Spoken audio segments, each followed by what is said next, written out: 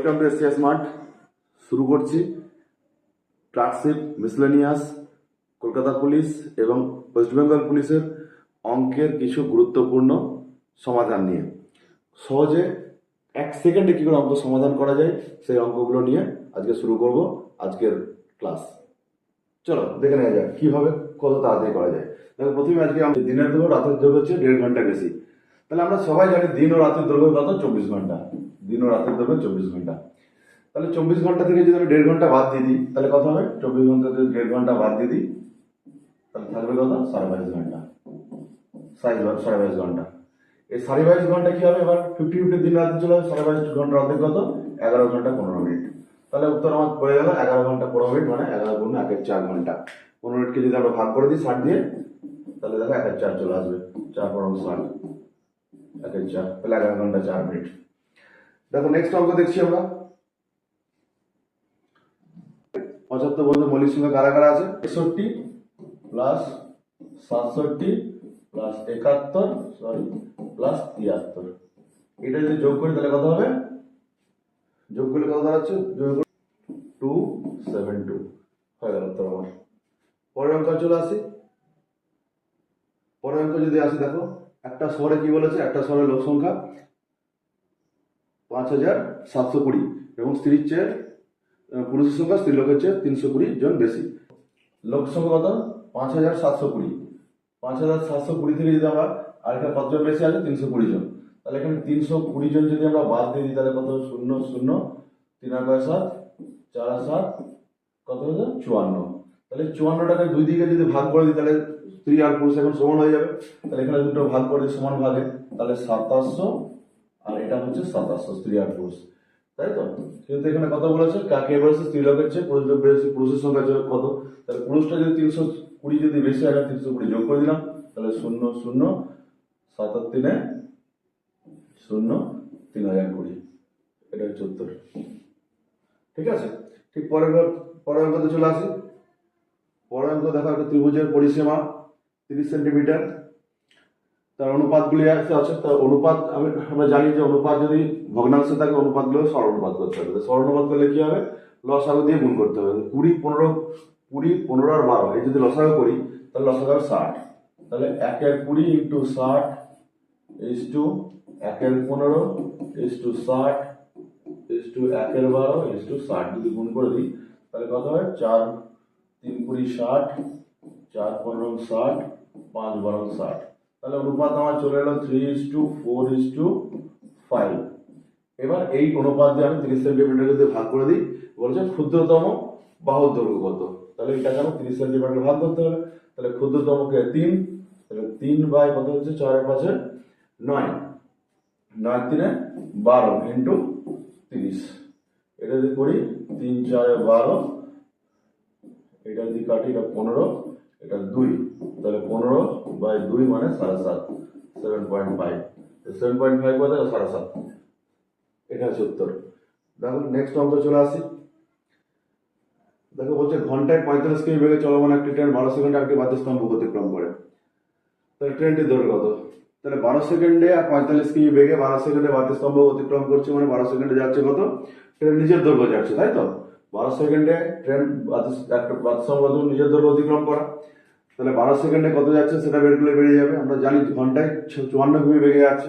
তাহলে 54 কিমি বেগে মানে 3600 সেকেন্ডে যাচ্ছে কত? 54,000 মিটার। তাহলে 1 সেকেন্ডে কত হয়ে যাবে? 3600 ইন্টু 12 সেকেন্ডে কত যাবে? তাহলে এটা দিয়ে কেটে দিই, তাহলে কত হবে? 36। কত কাটবো? 6 6 36, 6 2 12। এটা দিয়ে কাটি 6 9 54, 90 2 180। তাহলে ট্রেনের দৈর্ঘ্য কত? 180 মিটার। ঠিক আছে। নেক্সট অঙ্ক দেখি। একটি তরল পদার্থ পূর্ণ পাত্রের ওজন 24 কেজি, অর্ধপূর্ণ পাত্রের ওজন 13 কেজি। তাহলে পূর্ণ তরল পদার্থ পূর্ণ পাত্রের ওজন 24 কেজি। তার মানে কি? তরল প্লাস পাত্র, এটার ওজন কত হচ্ছে? 24 বলেছে। আর এখানে হচ্ছে হাফ তরল প্লাস পাত্র, এটার ওজন হচ্ছে 13 কেজি। তাহলে আমরা অপনয়ন পদ্ধতি করে অঙ্কটা বের করতে পারি, এত করার দরকার নেই। খুব তাড়াতাড়ি করার জন্য কি করবো, এই যে এখানে দেখো 13 কেজি বলেছে অর্ধপূর্ণ পাত্রের ওজন। 13 কেজি যদি আমি 2 দিয়ে গুণ করি তাহলে 26 কেজি হয়ে গেল। যখন আমি 26 কেজি হয়ে গেল, 13 কে 2 অর্ধপূর্ণ পাত্র, অর্থাৎ পাত্র তো অর্ধ ছিল না, তরলটা অর্ধ ছিল।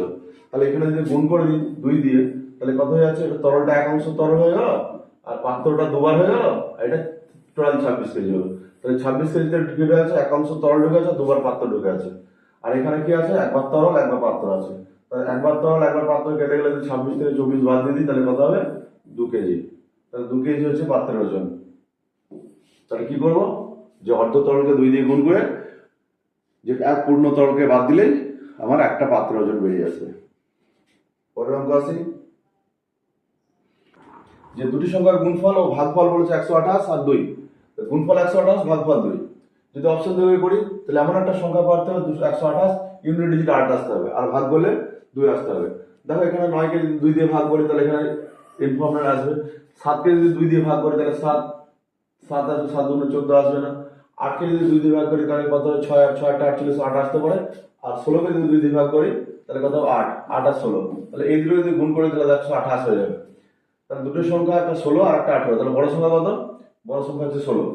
তাহলে এটাই সহজে আমরা বেরিয়ে যাবো অপশন ধরে। অপশন ধরে যদি না করি তাহলে সংখ্যা দিতে হবে x ইন্টু y সমান 128, আর আমরা লিখতে পারি x বাই y সমান 2।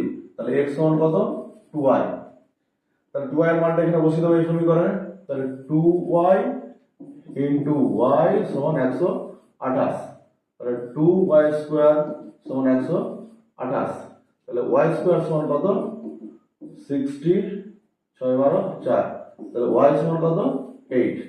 দেখো y যদি 8 হয় তাহলে 8 এর সঙ্গে কত হবে, দেখো y সমান কত হবে, 2 ইন্টু 8।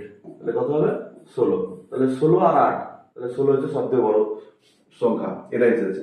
চলো নেক্সট অঙ্কে চলে আসি আমরা। নেক্সট অঙ্ক চলে আসবো এখানে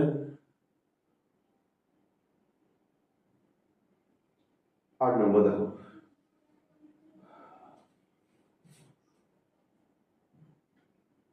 বলছে 62 পয়সা প্রতি মিটার হিসেবে একটা বর্গক্ষেত্রে বেড়া দিতে 42.16 টাকা খরচা হয়। তো প্রতি বর্গ মিটার 2 টাকা হিসাবে বাঁধতে কত খরচ হয়? বাঁধতে মানে মেঝে তৈরি করতে। তাহলে বেড়া আমরা কোথায় দেবো, বাউন্ডারিতে দেবো। তো 42 পয়সা হিসাবে খরচ করেছে, টোটাল এত টাকা। তাহলে 1 বর্গ মিটার বেড়া দিতে খরচ হচ্ছে 62 পয়সা। তাহলে এতটা যদি 42.6 টাকা খরচ হয় তাহলে কত বর্গ মিটার হিসেবে বেড়া দিয়েছে? তাহলে এটা 42টাকে আমরা টোটাল করে নিলাম, পয়সা থেকে পয়সায় করে দিলাম, 62 দিয়ে ভাগ করে দিলাম। তাহলে এত বর্গ মিটার বেড়া দিয়েছে, ঠিক আছে। তাহলে এই যে বেড়াটা হলো এটা কত যাবে, যদি তাহলে কত হবে, 68, ঠিক আছে। তাহলে 68 কোথায় বেড়া দিলাম, আমরা বেড়া দিয়েছি চারদিকে। চারদিকে হচ্ছে মানে কত, ক্ষেত্রফল 4a।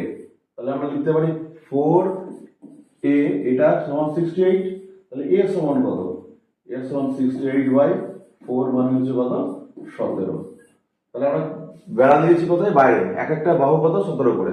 তাহলে আমরা বাঁধতে মানে কোথায় বাঁধবো, তাহলে ক্ষেত্রফলে বাঁধবো। ক্ষেত্রফল কিন্তু কি, a স্কয়ার, বাহু স্কয়ার। তাহলে কি লিখবো, 17 ইন্টু 17 ইন্টু কত টাকা করে খরচ করবো, 2 টাকা করে। তাহলে এইটা হচ্ছে টোটাল খরচ। তাহলে কত হবে, 17 14 14 578। এটা হচ্ছে অ্যান্সার। নেক্সট চলে আসো, পরের অঙ্কতে চলে আসি। বলছে একজন লোক 5 মাসের আয় 6 মাসে ব্যয় করেন, তাদের বার্ষিক সঞ্চয় 9,000 টাকা। তাহলে 5 মাসের আয় 6 মাসে ব্যয়, অর্থাৎ 6 মাস খরচ করলে 1 মাসে সঞ্চয়। তাহলে 6 মাসে সঞ্চয় হচ্ছে 1 মাস, ঠিক আছে। তাহলে 12 মাসে সঞ্চয় কত হবে, 12 মাসে 2 মাস সঞ্চয় বলছে। তাহলে 12 মাসে 2 মাস সঞ্চয়, বার্ষিক সঞ্চয় কত, 9,000 টাকা। তাহলে 2 মাসে সঞ্চয় 9,000 টাকা, 2 মাসে 9,000 টাকা। তাহলে কি বলেছে, তার বার্ষিক সঞ্চয় কত, তাহলে 2 মাসে 9,000 ইন্টু 12 মাসে কত, 6 9 54,000 টাকা। এটা হচ্ছে তার বার্ষিক সঞ্চয়, তাই তো, 54,000 টাকা এখানে আছে। এটা যদি না করি তাহলে কিভাবে করবো, এখানে দেখো 6 মাসে যেটা আয় করছে সেটা 5 মাস 5 মাসে যেটা আয় করছে 6 মাসে ব্যয় করছে, তাহলে প্রতি 6 মাসে 1 মাস তার সঞ্চয়। তাহলে 6 মাসের সঞ্চয় যদি 1 মাস হয় তাহলে 12 মাসের সঞ্চয় 2 মাস, 2 মাসে 9,000 টাকা বলেছে, তাহলে 12 মাসে কত? ক্লিয়ার? নেক্সট চলো, নেক্সট বলছে এটার সংখ্যাটা যদি ধনাত্মক বর্গমূল বের করতে বলেছে। তাহলে বর্গমূল যদি করি এটাকে, তাহলে 70225 এটা বর্গমূল করতে ডান দিক থেকে আমরা জোড়া তৈরি করবো। তাহলে প্রথমে কত যাবে? 2 2 4, 2 দিয়ে যদি যাই 2 2 4, তাহলে কত নামলো এখানে? 3, দশমিক চলে গেল, দশমিক পরে দুটো পরের সংখ্যা নেমে গেল, 2 1 ডবল এদিকে চলে এলো, 4 কত যাবে? 4 6 24, 6 দিয়ে যদি যাই 6 6 36 6 হাতে হলো 3, 6 6 36 6 দ্বিগুণ করছে 6 6 36 6 হাতে হলো 6 36 4 6 24 হাতে 25 26 27, 27 বিয়োগ করো 6 1 12 6 12 হাতে 1, 7 8 আর কয় 2 7 1, তাহলে দেখি কত আছে? 2007 বরাবর নাম 25 নামলো। তাহলে কি হলো? 4 আর 6 ডবল 12, তাহলে 52। এবার কত দিয়ে যাবে? এখানে দিয়েছে 6 দিয়ে, এবার 5 দিয়ে দিতে অবশ্যই যেতে হবে। দেখো 5 দিয়ে যদি 5 5 25, 5 হাতে 2, 5 2 10 আর 2 12, 2 হাতে 1, 5 6 3, 5 5 25 আর 1 26। তাহলে আমার বর্গমূল হলো ধনাত্মক বর্গমূল 2.56 এটা। নেক্সট চলে আসো পরের অঙ্কতে, যে পিতার সমষ্টি 60 বছর বলেছে। পিতা পুত্রের বর্তমান বয়সের সমষ্টি 60 বছর। 6 বছর আগে তাদের বয়সের অনুপাত ছিল 7:1, 6 বছর আগের অনুপাত। 6 বছর আগে নিশ্চয়ই দুজনের বয়স 6 বছর করে কম ছিল, 6 6 যদি কম থাকে তাহলে কতজন বয়স কম ছিল? 12 বছর কম ছিল দুজনের। তাহলে এই 60 থেকে যদি আমরা 12 দিয়ে বাদ দিই তাহলে কত হবে? 48 বছর 6 বছর আগে যে দুজনের বয়স ছিল মোট। তাহলে 48 বছর এদের অনুপাতের যোগফল কত? 7 আর 8 বছর, তাহলে 8 দিয়ে যদি ভাগ করে দিই তাহলে কত হবে? 6 অনুপাত। তাহলে এখানে কত? 7 আর এটা 1, তাহলে 7 ইন্টু যদি 6 করি তাহলে 6 7 42 আর 1 6, তাই না? তাহলে এবার এটা হচ্ছে 6 বছর আগের বয়স, কিন্তু 48 বছরটা 7:1 অনুপাতে ভাগ করে দিচ্ছি। তাহলে 48 বছর 6 বছর আগে ছিল, তাহলে 6 বছর পরে যদি যোগ করি তাহলে এটা বর্তমান বয়স। আরো যদি 6 বছর পরে অনুপাত থাকে তাহলে আরো 6 বছর এর 6 যোগ হবে, তাহলে এটা যোগ করলে 318 হবে। আর এটা যদি যোগ করি তাহলে কত হবে? 6 6 12 4, ঠিক আছে? তাহলে 54:18 এটা এইটা অনুপাত চেয়েছে। তাহলে এটা যদি কাটাকাটি করে এটা 1 আর 3 8 54, তাহলে 3:1 আমার অনুপাত এটা আছে 3:1। দেখো বি আর অপশন 3:1, ঠিক আছে? নেক্সট চলে আসো। নেক্সট আমাদের যদি আমরা করে দেখো 6টি ক্রমিক সংখ্যা প্রথম তিনটি যোগফল 36, তাহলে প্রথম তিনটি সংখ্যা যোগফল 36 বলেছে। তাহলে প্রথম তিনটি যোগফল যদি 36 হয় তাহলে 3 দিয়ে ভাগ করে তাহলে কত হবে? 3 12 36, মাঝের সংখ্যা, তাহলে তিনটি সংখ্যা যোগফল বলেছে। তিনটি সংখ্যা যোগফল যদি 36, তাহলে তিনটি সংখ্যার গড় 12, তাহলে তার আগের সংখ্যা কত? 11, তারপরের সংখ্যা কত? 13 বলেছে। কত? 6টি সংখ্যা খুব বৃহত্তম ক্ষুদ্রতম, তাহলে এটা তো ক্ষুদ্রতম পেয়েছে, তাহলে তিনটে সংখ্যা এটা 4 নম্বর সংখ্যা কত?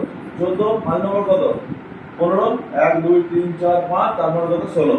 তাহলে এই 16 আর 11 যোগ করতে হবে, 16 যদি যোগ করি 7 তাহলে 27, তাহলে এখানে উত্তর শেষ। নেক্সট চলে আসুন, যে ক্ষুদ্রতম পূর্ণবর্গ সংখ্যা এত দ্বারা বিভাজ্য তা হলো। ক্ষুদ্রতম পূর্ণবর্গ সংখ্যা এত দ্বারা বিভাজ্য, তাহলে এত দ্বারা বিভাজ্য সংখ্যা পূর্ণ, তাহলে কি হবে? 6 24 আর 32 এর আমরা লসাগু করবো।